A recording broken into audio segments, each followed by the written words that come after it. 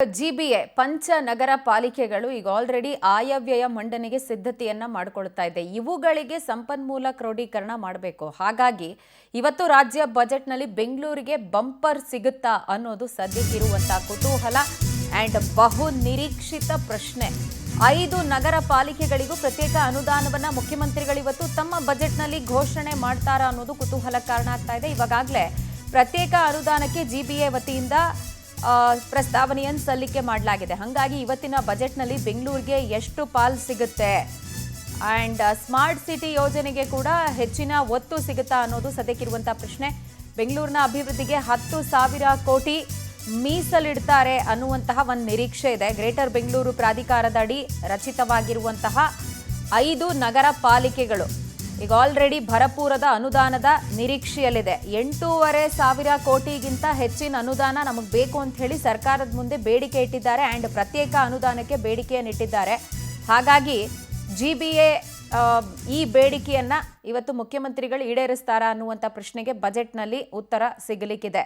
ಪಾಲಿಕೆ ನಿರ್ವಹಣೆಗೇನೆ ಇಲ್ಲಿ ದುಡ್ಡು ಬೇಕು, ಅದರ ಜೊತೆಗೆ ಪಾಲಿಕೆ ಸಿಬ್ಬಂದಿಯ ವೇತನಕ್ಕೆ ಹಣ ಬೇಕು.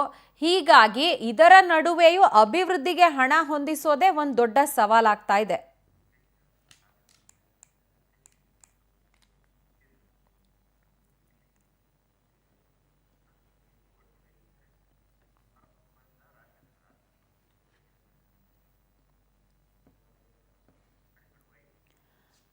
ರೈಟ್, ಈ ಬಗ್ಗೆ ಹೆಚ್ಚಿನ ಡೀಟೇಲ್ಸ್ ಕೊಡೋದಕ್ಕೆ ನಮ್ಮ ಪೊಲಿಟಿಕಲ್ ಬ್ಯೂರೋ ಚೀಫ್ ರಾಘವೇಂದ್ರ ಹಾಗೆ ನಮ್ಮ ಪೊಲಿಟಿಕಲ್ ಕರೆಸ್ಪಾಂಡೆಂಟ್ ರೂಪೇಶ್ ನಮ್ಮೊಂದಿಗೆ ನೇರ ಸಂಪರ್ಕಕ್ಕೆ ಸಿಗ್ತಾ ಇದ್ದಾರೆ. ಫಸ್ಟ್ ನಾನು ರೂಪೇಶ್ ಅವರಿಂದ ಮಾಹಿತಿಯನ್ನು ಪಡ್ಕೊಳ್ತೀನಿ. Rupesh, very good morning. ಈಗ ಮುಖ್ಯಮಂತ್ರಿಗಳು ಇವತ್ತು ಮಂಡನೆ ಮಾಡ್ತಾ ಇರುವಂಥ ದಾಖಲೆ ಬಜೆಟಿನ ಗಾತ್ರ ಎಷ್ಟು? ಗ್ಯಾರಂಟಿ ಯೋಜನೆಗಳಿಗೆ ಅನುದಾನವನ್ನ ಹೊಂದಿಸಬೇಕಾದಂಥ ಒಂದು ಅನಿವಾರ್ಯತೆ ಅಂಡ್ ಹೊಸ ಗ್ಯಾರಂಟಿ ಅಥವಾ ಇರೋ ಗ್ಯಾರಂಟಿಗೆ ಮಾಡ್ಯುಲೇಷನ್ ಏನಾದ್ರು ಆಗುತ್ತಾ?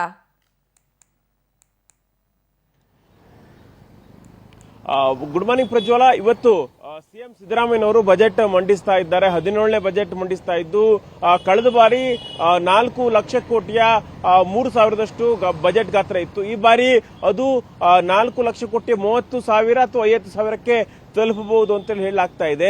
ಹೀಗಾಗಿ ಸಾಕಷ್ಟು ನಿರೀಕ್ಷೆಗಳಿದೆ. ಮೊದಲನೇದಾಗಿ ಗ್ಯಾರಂಟಿ ಹಣವನ್ನು ಕೊಡಬೇಕು. ಹೀಗಾಗಿ ಗ್ಯಾರಂಟಿ ಪರಿಷ್ಕರಣೆ ಮಾಡೋದೇ ಇಲ್ಲ ಅಂತ ಹೇಳಿದ್ರು. ಆದ್ರೆ ಒಂದಷ್ಟು ಕ್ಯಾಪ್ಗಳನ್ನು ಹಾಕಬಹುದು. ಯಾಕಂತ ಹೇಳಿದ್ರೆ ಈಗ ಉದಾಹರಣೆಗೆ ಐಟಿ ಕಟ್ಟೋರಿಗೆ ಹಿಂದೆ ಗ್ಯಾರಂಟಿ ಅಥವಾ ಬೇರೆ ಬೇರೆ ಸೌಲಭ್ಯ ಕೊಡೋದಿಲ್ಲ ಅಂತ ಹೇಳಿದ್ರು. ಅದಕ್ಕೆ ಸಂಬಂಧಪಟ್ಟಂತೆ ಇನ್ನೊಂದಿಷ್ಟು ಕಂಡೀಷನ್ ಹಾಕಬಹುದು. APL ಕಾರ್ಡ್ ಇರಬಹುದು ಅಥವಾ ಬೇರೆ ಬೇರೆ ಕಂಡೀಷನ್ಗಳು ಹಾಕಿ ಸ್ವಲ್ಪ ಮಟ್ಟಿಗೆ ಗ್ಯಾರಂಟಿಯನ್ನ ಬಡವರಿಗೆ ತಲುಪುವಾಗ ಮಾಡಬಹುದಂತ ಪ್ರಯತ್ನವನ್ನ ಮಾಡಬಹುದು. ಆದ್ರೆ ಇಲ್ಲಿಗ ಇವತ್ತು ಒಂದಷ್ಟು ಬಂಪರ್ ಆಗಿರ್ತಕ್ಕಂಥ ಗಿಫ್ಟ್ ಅನ್ನ ಸಿಎಂ ಸಿದ್ದರಾಮಯ್ಯನವರು ಘೋಷಣೆಯನ್ನು ಮಾಡ್ತಾರೆ ಅಂತ ಹೇಳಿ ಹೇಳಲಾಗ್ತಾ ಇದೆ. ಯಾಕಂತ ಹೇಳಿದ್ರೆ ಈಗಾಗಲೇ ಇರ್ತಕ್ಕಂಥ ಯೋಜನೆಗಳು ಕೃಷ್ಣ ಮೇಲ್ದಂಡೆ ಇರಬಹುದು ಅಥವಾ ಬೇರೆ ಬೇರೆ ಯೋಜನೆಗಳಿಗೆ ಹಣ ಕೊಡೋದಿದ್ದೇ ಇರುತ್ತೆ.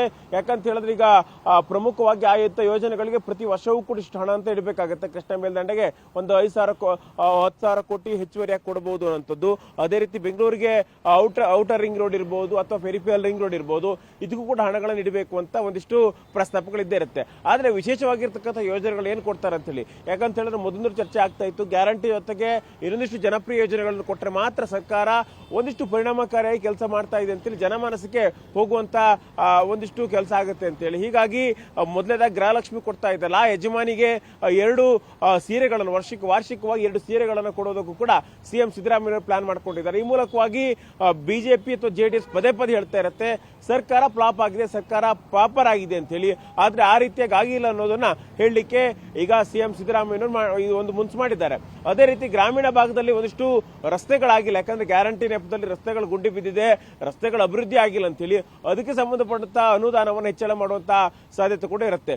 ಇನ್ನ ಮಹತ್ವದ ಯೋಜನೆ ಮಟ್ಟಿಗೆ ಬರೋದಾದ್ರೆ ಇನ್ನೊಂದಿಷ್ಟು ಬೆಂಗಳೂರಿಗೆ ಕೊಡುಗೆಯನ್ನು ಕೊಡಬೇಕಾಗುತ್ತೆ. ಯಾಕಂದ್ರೆ ಜಿಬಿಎ ಚುನಾವಣೆ ಬರುತ್ತೆ.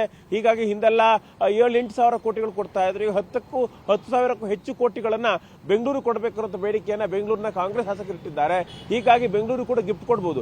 ಕೇವಲ ಜಿಬಿಎ ಚುನಾವಣೆ ಮಾತ್ರ ಅಲ್ಲ, ಜಿಲ್ಲಾ ಪಂಚಾಯತ್ ಅದೇ ರೀತಿಯಾಗಿ ತಾಲೂಕ್ ಪಂಚಾಯತ್ ಚುನಾವಣೆ ಕೂಡ ಬರುತ್ತೆ. ಹೀಗಾಗಿ ಅದನ್ನ ದೃಷ್ಟಿಯಲ್ಲಿಟ್ಟುಕೊಂಡು ತಾಲೂಕ್ ಪಂಚಾಯತ್ ವಾರ ಅನುದಾನ ಯಾವ ರೀತಿಯಾಗಿ ಕೊಡಬಹುದು ಅಥವಾ ಯಾವೆಲ್ಲ ತಾಲೂಕಿಗೆ ಏನೇನು ವಿಶೇಷ ಯೋಜನೆಗಳು ಘೋಷಣೆ ಮಾಡಬಹುದು ಅದನ್ನ ಸಿಎಂ ಸಿದ್ದರಾಮಯ್ಯನವರು ಮಾಡಬಹುದು. ಒಟ್ಟಾರೆಯಾಗಿ ಸಿಎಂ ಸಿದ್ದರಾಮಯ್ಯನವರು ಒಂದಿಷ್ಟು ತೆರಿಗೆಗಳನ್ನ ಹೆಚ್ಚಳ ಮಾಡಬಹುದು ಅನ್ನುವಂತ ಲೆಕ್ಕಾಚಾರಗಳು ಆಗ್ತಾ ಇದೆ. ಪೆಟ್ರೋಲ್ ಮೇಲೆ ಸೆಸ್ಗಳನ್ನ ಹೆಚ್ಚಳ ಮಾಡಬಹುದು ಅನ್ನುವಂಥದ್ದು ನಿರೀಕ್ಷೆ ಕೂಡ ಮಾಡಲಾಗ್ತಾ ಇದೆ. ಹೀಗಾಗಿ ಒಂದ್ ಕಡೆ ತೆರಿಗೆ ಬಿಸಿ ಇದ್ರೂ ಕೂಡ ಜನಪ್ರಿಯ ಯೋಜನೆಗಳನ್ನ ಈ ಬಜೆಟ್ ನಲ್ಲಿ ಘೋಷಣೆ ಮಾಡಬಹುದು. ಯಾಕಂತ ಹೇಳಿದ್ರೆ ಇದೀಗ ಚುನಾವಣಾ ಪೂರ್ವ ಅಂತ ಹೇಳಿದ್ರೆ ಈಗ ಚುನಾವಣೆಗೆ ಇನ್ನೇನು 1 ಅಥವಾ 2 ವರ್ಷಗಳಿದೆ. ಹೀಗಾಗಿ ಈವಾಗ ಜನಪ್ರಿಯ ಬಜೆಟ್ ಕೊಟ್ರೆ ಮಾತ್ರ ಕಾಂಗ್ರೆಸ್ಗೆ ಅಥವಾ ಸರ್ಕಾರಕ್ಕೆ ಹೆಚ್ಚು ಮೈಲೇಜ್ ಸಿಗ್ಲಿಕ್ಕೆ ಸಾಧ್ಯ. ಹೀಗಾಗಿ ಒಂದರ್ಥದಲ್ಲಿ ಒಂದು ವಿಶೇಷವಾಗಿರ್ತಕ್ಕಂಥ ಗಿಫ್ಟ್ ಅನ್ನು ಕೊಡ್ಲಿಕ್ಕೂ ಸಿಎಂ ಸಿದ್ದರಾಮಯ್ಯನವರು ಒಂದಿಷ್ಟು ಪ್ರಯತ್ನವನ್ನಂತೂ ಈ ಬಜೆಟ್ ನಲ್ಲಿ ಮಾಡ್ತಾರೆ. ಪ್ರಜ್ವಲ, ಫೈನ್ ರೂಪೇಶ್, ಹಾಗೆ ಹೋಲ್ಡ್ ಅಲ್ಲಿ ನಿಮ್ಮಿಂದ ಮತ್ತಷ್ಟು ಡೀಟೇಲ್ಸ್ ಪಡ್ಕೊಳ್ತೀನಿ. ಅಂಡ್ ಇವಾಗ ನಮ್ಮ ಪೊಲಿಟಿಕಲ್ ಬ್ಯೂರೋ ಚೀಫ್ ರಾಘವೇಂದ್ರ ಅವರಿಂದ ಒಂದಷ್ಟು ಮಾಹಿತಿ ಪಡ್ಕೊಳ್ಳೋಣ. ರಾಘವೇಂದ್ರ, ಮೋಸ್ಟ್ ಇಂಪಾರ್ಟೆಂಟ್ಲಿ ಈ ಸರ್ಕಾರ ಎದುರಿಸ್ತಾ ಇರೋದು ಬಹುದೊಡ್ಡ ಟೀಕೆ ಅಂದ್ರೆ ಇವ್ರ ಬೊಕ್ಕಸ ಖಾಲಿಯಾಗಿದೆ, ಹಂಗಾಗಿ ಅಭಿವೃದ್ಧಿಗೆ ದುಡ್ಡಿಲ್ಲ ಅಂತ. ಬಟ್ ಈಗ ಬಜೆಟ್ ಮಂಡನೆ ಆಗ್ತಾ ಇದೆ. ಸೊ ಬಜೆಟ್ ಕುರಿತಾದಂತ ನಿರೀಕ್ಷೆಗಳು ಅಂಡ್ ಯಾವ ಕ್ಷೇತ್ರಕ್ಕೆ ಬಂಪರ್ ಸಿಗುತ್ತೆ ಅಂತ ಜನ ಎಕ್ಸ್ಪೆಕ್ಟ್ ಮಾಡ್ಬೋದು ರಾಘವೇಂದ್ರ?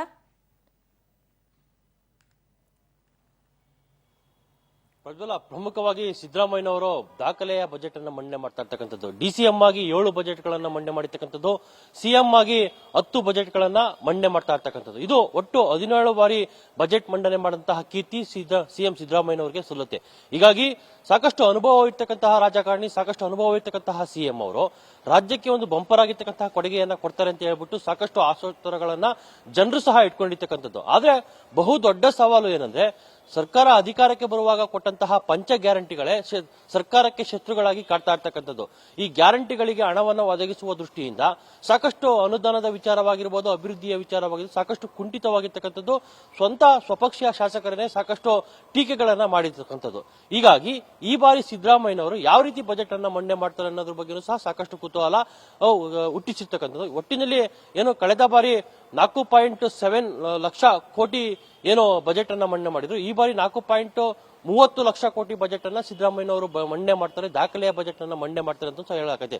ಹೀಗಾಗಿ ಸಿಎಂ ಅವರು ತಡರಾತ್ರಿ 12 ಗಂಟೆವರೆಗೂ ಸಹ ಬಜೆಟ್ ನ ಪ್ರಮುಖ ಅಂಶಗಳನ್ನ ಒಂದು ಬಾರಿ ಪರಿಶೀಲನೆ ಮಾಡಿರ್ತಕ್ಕಂಥದ್ದು. ಈಗ ತಾನೇ ಬೆಳಗ್ಗೆನೆ ಆರ್ಥಿಕ ಇಲಾಖೆಯ ಅಧಿಕಾರಿಗಳನ್ನು ಸಹ ಮನೆಗೆ ಕರೆಸಿಕೊಂಡು ಮತ್ತೆ ಪುನಃ ಪರಿಶೀಲನೆ ಮಾಡಿ ಇನ್ನು ಕೆಲವೇ ಕ್ಷಣದಲ್ಲಿ ವಿಧಾನಸೌಧಕ್ಕೆ ಹೋಗ್ತಾರೆ. ಆದ್ರೆ ಅವರು ತಮ್ಮ ಎಲ್ಲಾ ಕ್ಷೇತ್ರಗಳಿಗೂ ಸಹ ಅನುಗುಣವಾಗಿ ಎಲ್ಲಾ ಕ್ಷೇತ್ರವನ್ನ ಗಮನದಲ್ಲಿಟ್ಟುಕೊಂಡು ಅದರಲ್ಲೂ ಪ್ರಮುಖವಾಗಿ ರೈತರಿಗೆ ಹೆಚ್ಚಿನ ಈ ಬಾರಿಯ ಬಜೆಟ್ ನಲ್ಲಿ ನಿರೀಕ್ಷೆಗಳನ್ನ ಕೊಡಬೇಕು ಅನ್ನೋ ನಿಟ್ಟಿನಲ್ಲಿ ಸಾಕಷ್ಟು ಡೆವಲಪ್ಮೆಂಟ್ ಕಾರ್ಯಗಳನ್ನ ಮಾಡೋದಕ್ಕೂ ಸಹ ಸಿದ್ದರಾಮಯ್ಯನವರು ಮುಂದಾಗಿದ್ದಾರೆ ಅಂತ ಹೇಳಲಾಗುತ್ತೆ. ಇನ್ನು ಗೃಹಲಕ್ಷ್ಮಿ ವಿಚಾರಕ್ಕೆ ಸಂಬಂಧಪಟ್ಟಂತೆ ಏನು ಗೃಹಲಕ್ಷ್ಮಿ ಏನು ಯಾರ್ಯಾರಿಗೆ ಹೋಗ್ತಾ ಐತೆ ಅದರಲ್ಲಿ ಸೀರೆ ಭಾಗ್ಯವನ್ನ ಸಹ ಮಹಿಳೆಯರಿಗೆ ಕೊಡೋದಕ್ಕೆ ವರ್ಷಕ್ಕೆ 2 ಬಾರಿ ಸೀರೆಗಳನ್ನ ಕೊಡುವ ಮುಖಾಂತರ ಸರ್ಕಾರ ಮಹಿಳೆಯರ ಪರವಾಗಿರ್ತಕ್ಕಂತಹ ಸರ್ಕಾರ ಅನ್ನೋದನ್ನ ಬಿಂಬಿಸೋದಕ್ಕೂ ಸಹ ಮುಂದಾಗಿದೆ ಅಂತ ಸಹ ಹೇಳಲಾಗಿದೆ. ಹೀಗೆ ಇನ್ನು ಬೆಂಗಳೂರಿನ ವಿಚಾರಕ್ಕೆ ಬಂದ್ರೆ ಬೆಂಗಳೂರು ಬಹಳ ಮುಖ್ಯವಾಗುತ್ತೆ ಸರ್ಕಾರಕ್ಕೆ. ಯಾಕಂದ್ರೆ ಜಿಬಿಎ ಆದ ಬಳಿಕ ಈಗ ಚುನಾವಣೆ ಸಹ ಹತ್ತಿರಕ್ಕೆ ಬರ್ತಾ ಇರ್ತಕ್ಕಂಥದ್ದು. ಆ ಚುನಾವಣೆಯನ್ನ ದೃಷ್ಟಿಯಲ್ಲಿಟ್ಕೊಂಡು ಬೆಂಗಳೂರಿಗೆ ಮಹತ್ವವಾಗಿರ್ತಕ್ಕಂಥ ಕೊಡುಗೆಗಳನ್ನ ಸಿದ್ದರಾಮಯ್ಯನವರು ಈ ಬಾರಿ ಬಜೆಟ್ ನಲ್ಲಿ ಮಂಡನೆ ಮಾಡ್ತಾರೆ ಅಂತ ಸಹ ಹೇಳಲಾಗುತ್ತೆ. ಪ್ರಮುಖವಾಗಿ ಇಲ್ಲಿ ಮೂಲಭೂತ ಸೌಕರ್ಯಗಳ ಬಗ್ಗೆ ಸಾಕಷ್ಟು ಟೀಕೆಗಳನ್ನ ಸರ್ಕಾರ ಎದುರಿಸ್ತಾ ಇತ್ತು. ಹೀಗಾಗಿ ಅದಕ್ಕೆ ಸಂಬಂಧಪಟ್ಟಂತೆ ಅನುದಾನವನ್ನು ಒದಗಿಸುವುದು ಜೊತೆಗೆ ಕಳೆದ ಬಾರಿ 7,000 ಕೋಟಿ ಬಜೆಟ್ ಅನುದಾನವನ್ನ ಬೆಂಗಳೂರಿಗೆ ಕೊಟ್ಟಿತ್ತು. ಆದ್ರೆ ಈ ಬಾರಿ ಅದಕ್ಕಿಂತ ಹೆಚ್ಚು ಚುನಾವಣೆಯನ್ನೇ ಟಾರ್ಗೆಟ್ ಮಾಡಿರ್ತಕ್ಕಂಥ ಸಿಎಂ ಸಿದ್ದರಾಮಯ್ಯನವರು 12,000 ಕೋಟಿ ಬಜೆಟ್ ಅನ್ನ ಬೆಂಗಳೂರಿಗೆ ಮೀಸಲಿಡುವಂತಹ ಪ್ರಯತ್ನವನ್ನ ಮಾಡ್ತಾರೆ. ಹೀಗಾಗಿ ಈ ಬಾರಿ ಪ್ರಮುಖವಾಗಿ ಚುನಾವಣೆಯನ್ನ ಟಾರ್ಗೆಟ್ ಮಾಡಿ ತನ್ನ ವಶಕ್ಕೆ ಪಡೆಯೋದಕ್ಕೆ ಮುಂದಾಗಿದೆ ಅಂತ ಸಹ ಹೇಳಲಾಗುತ್ತೆ. ಇಲ್ಲಾಂದ್ರೆ ಸಾಕಷ್ಟು ಟೀಕೆಗಳನ್ನ ಸಿದ್ದರಾಮಯ್ಯನವರು ಎದುರಿಸಬೇಕಾಗುತ್ತೆ ಸೋತ್ರೆ. ಹೀಗಾಗಿ ಬೆಂಗಳೂರಿನ ಡೆವಲಪ್ಮೆಂಟ್ ಗಳ ಬಗ್ಗೆ ಸಾಕಷ್ಟು ಗಮನವನ್ನು ಹರಿಸಿದ್ದಾರೆ ಅಂತ ಸಹ ಹೇಳಲಾಗುತ್ತೆ. ಹೀಗೆ ನೀರಾವರಿ ವಿಚಾರಕ್ಕೆ ಬಂದ್ರೆ, ಯಾಕಂದ್ರೆ ನಾವು ಉತ್ತರ ಕರ್ನಾಟಕ ಭಾಗದಲ್ಲಿ ನೀರಾವರಿ ವಿಚಾರಕ್ಕೆ ಸಂಬಂಧಪಟ್ಟಂತೆ ಸಾಕಷ್ಟು ಪ್ರತಿಭಟನೆಗಳು ಸಾಕಷ್ಟು ವಿರೋಧಗಳು ಸಹ ನಡೀತಾ ಇರ್ತಕ್ಕಂಥದ್ದು. ಅದಕ್ಕೆ ಸಂಬಂಧಪಟ್ಟಂತೆ ಅಲ್ಲಿರ್ತಕ್ಕಂತಹ ವಿವಿಧ ಯೋಜನೆಗಳಿಗೆ ಸಾಕಷ್ಟು ಅನುದಾನವನ್ನು ಕೊಡುವ ಮುಖಾಂತರ ಡೆವಲಪ್ಮೆಂಟ್ ಕಾರ್ಯಗಳಿಗೆ ಸರ್ಕಾರ ಮುಂದಾಗುತ್ತೆ ಅಂತ ಸಹ ಹೇಳಲಾಗಿದೆ. ಹೀಗೆ ವಿವಿಧ ಕ್ಷೇತ್ರದಲ್ಲಿ ಕೃಷಿ ಕ್ಷೇತ್ರ ಆಗಿರ್ಬೋದು, ಕೃಷಿ ಕ್ಷೇತ್ರಕ್ಕೂ ಸಹ ಸಾಕಷ್ಟು ಮೀಸಲನ್ನ ಇಡೋದಕ್ಕೆ ಮುಂದಾಗಿದೆ. ಹೀಗಾಗಿ ರೈತರ ಹಿತವನ್ನ ಕಾಪಾಡೋದಕ್ಕೆ ಸರ್ಕಾರ ಮುಂದಾಗಿದೆ ಅಂತ ಸಹ ಹೇಳಲಾಗಿದೆ. ಇನ್ನೇನು ಕೆಲವೇ ಕ್ಷಣದಲ್ಲಿ ಬಜೆಟ್ ಅನ್ನ ಮಂಡನೆ ಮಾಡ್ತಾರೆ. ಆಗ ಸಿದ್ದರಾಮಯ್ಯನವರು ಯಾವ ರೀತಿ ಕೊಟ್ಟಿದ್ದಾರೆ ಅನ್ನೋದ್ರ ಬಗ್ಗೆ ಸಹ ಜನರಿಗೆ ಗೊತ್ತಾಗುತ್ತೆ. ಆದ್ರೆ ಪ್ರಮುಖವಾಗಿ ಸಿದ್ದರಾಮಯ್ಯನವರು ದಾಖಲೆಯ ಬಜೆಟ್ ಅನ್ನ ಮಂಡನೆ ಮಾಡ್ತಾ ಇರೋದ್ರಿಂದ ಸಾಕಷ್ಟು ನಿರೀಕ್ಷೆಗಳನ್ನ ಜನರು ಸಹ ಇಟ್ಕೊಂಡಿದ್ದಾರೆ. ಯಾಕಂದ್ರೆ ಈಗ ಸಿಎಂ ಆಗಿ ಸಿದ್ದರಾಮಯ್ಯನವ್ರದ್ದು ಕೊನೆ ಬಜೆಟ್ ಸಹ ಅಂದ್ರೆ ಆಗ್ಬಹುದು, ಇಲ್ಲಾಂದ್ರೆ ಇನ್ನೊಂದು ಬಜೆಟ್ ಸಹ ಮಂಡನೆ ಮಾಡಬಹುದು. ಆದ್ರೆ ಈ ಬಾರಿ ಸಾಕಷ್ಟು ಎಕ್ಸ್ಪೆಕ್ಟೇಷನ್ ಅನ್ನ ಜನ ಯಾಕೆ ಇಟ್ಕೊಂಡಿದ್ದಾರೆ ಅಂದ್ರೆ ಅಧಿಕಾರ ಹಂಚಿಕೆಯ ವಿಚಾರಕ್ಕೆ ಸಂಬಂಧಪಟ್ಟಂತೆ ನಡೀತಾ ಇರ್ತಕ್ಕಂಥ ಜಟಾಪಟಿಯಲ್ಲಿ ಸಿದ್ದರಾಮಯ್ಯನವ್ರದ್ದು ಇದು ಕೊನೆ ಬಜೆಟ್ ಆಗಬಹುದು. ಹೀಗಾಗಿ ಸಾಕಷ್ಟು ಅನುದಾನ ಸಾಕಷ್ಟು ಮಹಾಪುರ ಭರವಸೆಗಳನ್ನ ಸಿದ್ದರಾಮಯ್ಯನವರು ಕೊಡಬಹುದು ಅನ್ನೋ ನಿಟ್ಟಿನಲ್ಲಿ ಸಹ ಸಾಕಷ್ಟು ನಿರೀಕ್ಷೆಯನ್ನ ಇಟ್ಕೊಂಡಿದ್ದಾರೆ. ಪ್ರಜ್ವಲ, ಫೈನ್ ರಾಘವೇಂದ್ರ, ಥ್ಯಾಂಕ್ ಯು ತಮ್ಮೆಲ್ಲ ಡೀಟೇಲ್ಸ್ಗೆ.